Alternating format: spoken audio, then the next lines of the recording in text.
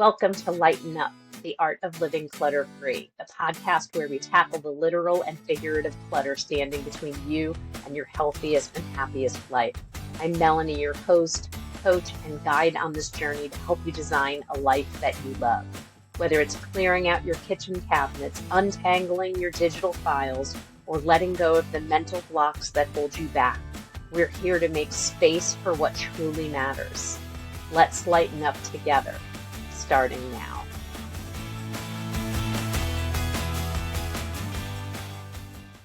Hello, welcome back to Lighten Up, the Art of Living Clutter-Free. I'm Melanie, I'm your host, I am your clutter coach, and I'm here to ask you to stop apologizing. Whether you're a mom or not a mom, you are allowed to take up space. This is for you. This is the thing that women do. Maybe you've done it today. Maybe you did it 5 times already, and it's not even noon. We apologize. We apologize a lot. We say, I'm sorry for everything from setting boundaries to saying no to not being able to show up in ways that were never really our job in the first place. And while I'm all for good manners and accountability, I am done watching incredible women shrink themselves into guilt-ridden shells of who they are just because the world expected them to do more. And guess what? I am also talking to myself because while I know this, I still fall prey to it. So let me say this loud and clear. You don't owe anyone an apology for prioritizing your well-being. Whether you're a mom, an aunt, a caretaker, none of the above, this applies to you. So let's talk about it. You don't have to apologize for rest. Letting your kids watch TV so you can nap for 20 minutes? Yes. Scrolling your phone in peace while they're on their devices? Sure. Serving cereal for dinner one night because you're exhausted? This is not neglect. This is survival and sanity. That's sometimes the only way to make it through the next moment with some shred of patience intact is exactly what I'm talking about. So why do we say, I'm sorry, it was a screen-heavy day? Why do we all whisper like we've committed some crime? You don't have to apologize for missing the game, whether it's soccer, baseball, softball, lacrosse, piano recital, a school play rehearsal. Sometimes you're just not going to make it. You might have work, you might have a migraine, you might just need a break. And saying, I'm sorry I couldn't be there can be kind and genuine. But when it's laced with shame or a feeling of failure, that's when we need to stop and ask, who told us we're not allowed to have these limits? I used to travel a lot for work when my kids were super little. I missed things. I missed bedtimes, pickups, daycare drop-offs, and I felt awful about it. Although, admittedly, I also felt great in the evening when I didn't have to give someone a bath. I can take one of my own. Here's the thing. My kids do not remember this. They seriously don't remember. I stopped traveling when they were like 4 and 6. And now as adults, they couldn't tell you a single detail about those missed nights. They don't remember that dad was doing bath time and bedtime and providing a meal. I was buried in guilt for years. And for what? It wasn't just then, though, okay? So after leaving that career, for 18 years, I worked on Sunday mornings, and that meant weekends were never totally free for me.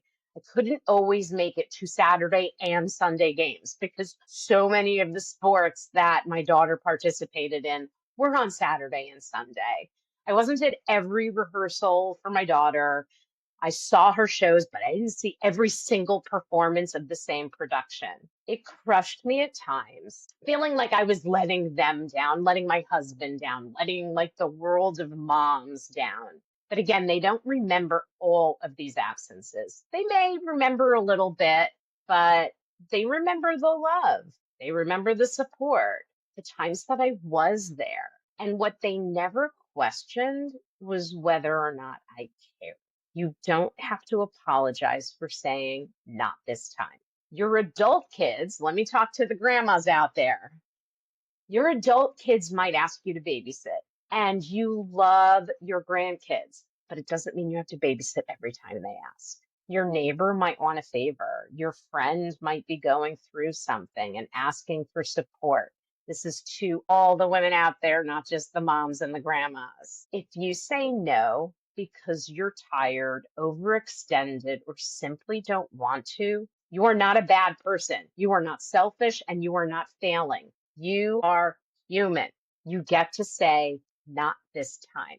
You get to say that doesn't work for me, and you get to say it without guilt, without 27 different justifications, without apologizing. You don't have to apologize for putting yourself first, going to therapy, going to the gym, spending a weekend away, choosing not to answer the phone, skipping a holiday gathering that drains the life out of you. These are not crimes. These are choices that keep you grounded, keep you balanced, and keep you functioning. You don't need to preface them with, I'm sorry, but. That but negates what you said before. So try this instead. I'm doing what's best for me right now. Period. End of sentence. You don't have to apologize for being human. We mess up. We lose our tempers. We forget things. Those of you who are my friends out there in menopause like me, we forget lots of things. We cry in the car, we cry on the couch, we cry in the kitchen, we cry in the bathroom. Okay, I've been doing a lot of crying lately. We run out of patience. We don't have it all figured out, but that's not a failure. That is the reality of living, loving, and giving so much of ourselves to the people around us. You're allowed to be human. You're allowed to have off days. You're allowed to make decisions based on what you need, not just what everyone else wants. And again, this isn't just about moms. Women of all kinds end up being caretakers. Women of all kinds are career builders. Women of all kinds are community leaders. And they are out here feeling like they owe the world constant performance and perfection. You don't. You don't have to say yes to everything, but you can say something. Setting boundaries doesn't have to mean saying no to everything. Sometimes it's about saying, I cannot do that. But here's what I can do. You don't have to run the bake sale, but you can drop off a few store-bought cookies. Oh my God, store-bought, not homemade. You don't have to chair the fundraiser. You might be able to reach out to a couple local businesses for donations. You can't commit to being the team mom, but you can drive carpool or handle snacks next month. You don't have to go all in to be helpful. You're allowed to show up in a way that honors your bandwidth and your well-being. Partial effort is still effort. Being involved on your terms is still so very valuable. Guess what? You're modeling something powerful, how to give without burning out. You might even be teaching the people around you of that importance. Apologizing isn't always polite.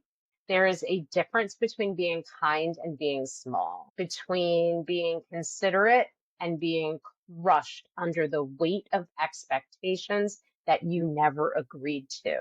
Let's stop teaching our daughters and our sons and everyone watching us that womanhood means martyrdom. Let's model what it looks like to say, no thanks, not today. That doesn't work for me. I need rest. I'm making a different choice without apology. Let's lighten up the guilt. If this hits home, it might be time to check in with your own internal clutter. That never ending mental list of things you think you should be doing, saying, and being.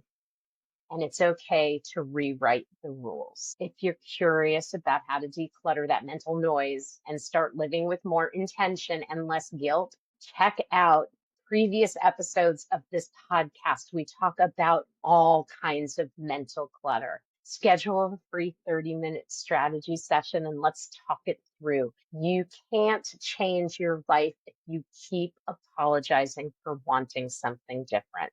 I even have a new program. It is a wellness program for businesses. And I can come in and help everybody manage the overwhelm and the stress by removing the physical and mental clutter in your lives. Guess what? I'm ready. Are you? Thank you for tuning into this episode of Lighten Up, the Art of Living Clutter-Free. I hope you found a spark of inspiration to help declutter not just your space, but your mind and life as well. If you enjoyed this episode, please be sure to subscribe, leave a review, and share it with someone who could use a little lightness in their life. Remember, it's not about being perfect, it's about progress. Small steps lead to big changes, and I'm here to help you every step of the way. For more tips, resources, and ways to connect, check out my website, follow me on social media, and don't forget to check out the Design Your Healthy Life Strategy program to take your transformation even further. Until next time, keep letting go of what no longer serves you and making room for what truly lights you up.